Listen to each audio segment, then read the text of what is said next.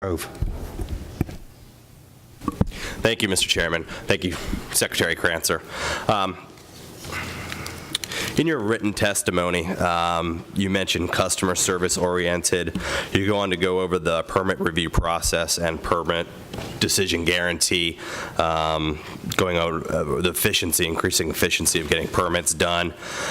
You further go on to go over the elimination of redundancies to try to obviously streamline the departments, repealing 3 regulations, rescinded 30 policy documents, withdrawn 16 proposed policy documents, and revised 41 policies, eliminated a total of 320 pages of unnecessary policies and regulations. One of the largest issues from our job creators, they still view DEP as a hindrance to job creation, which is unfortunate because obviously you have a job of protecting the environment, but also part of that is that customer service oriented, trying to help businesses get through the process to make sure they're abiding by the rules. Is there something more that you could be doing? Is there policies in place moving forward? And a lot of it stems from businesses wanting to go back to the ridge years of DEP was viewed as a help in trying to protect the environment by helping businesses in the forefront set up those policies. So can you maybe address that to our job creators about moving forward with? Can you remind me, what is your district? Where are you from? York County. So we don't have shale. That question was not directed. I'm just trying to get a point of reference. Yeah. I would disagree strongly with your characterization. If you ask the folks at Carlisle Investment Group whether DEP is user-friendly, efficient, keeps its eye on the ball, advances project, they will tell you unequivocally, absolutely yes. If you ask Delta Airlines and Monroe Energy that same question, their answer would be unequivocally yes. If you ask Shell, Appalachia, that same question, their answer would be unequivocally yes. If you asked Indiana University of Pennsylvania, their answer to that question would be unequivocally yes. If you asked the owners of the Homer City generating station that question, their answer would be, you better believe it. The DEP did miracles to prioritize and get our permits for our $750 million pollution control project, creating 600 jobs, that the DEP did one heck of a job doing that.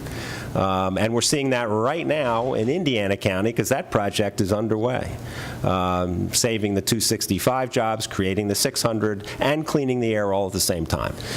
So that being said, whoever it is you're talking about, bring them to my office and we'll have a chat with everybody else, and we will show them that they have it wrong. Good. And I'm glad to get you on the record saying that, because it is, unfortunately, it's a feedback. I don't know if it's a PR issue, but I think that'll help us moving forward to alleviate concerns of some of our job creators. I do want to discuss some of the recycling fund. Do you currently have staff reviewing or have reviewed the recycling program, especially with promoting or established in 1998 to ensure it is still effective or targeting resources effectively? Some proposed issues have been address the current focus and cost benefit of the program, especially with promoting market development given the value and availability of recyclables, modify the grant funding into a block grant approach for counties as a way to streamline the process and reduce staffing costs, which I think have been an effective tool for counties as far as the block grants go for human services funding, reduce or eliminate performance grants to improve the financial health balance of the fund and offer more funding for actual recycling projects.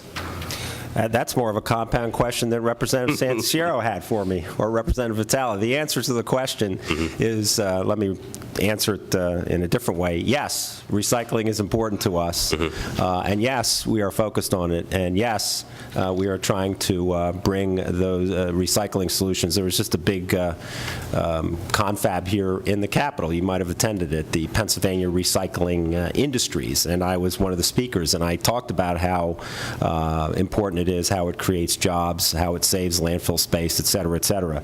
I mean, as you recall, in 2008, the General Assembly did authorize a one-time transfer of $15 million, I think it is, from the recycling fund to the general fund.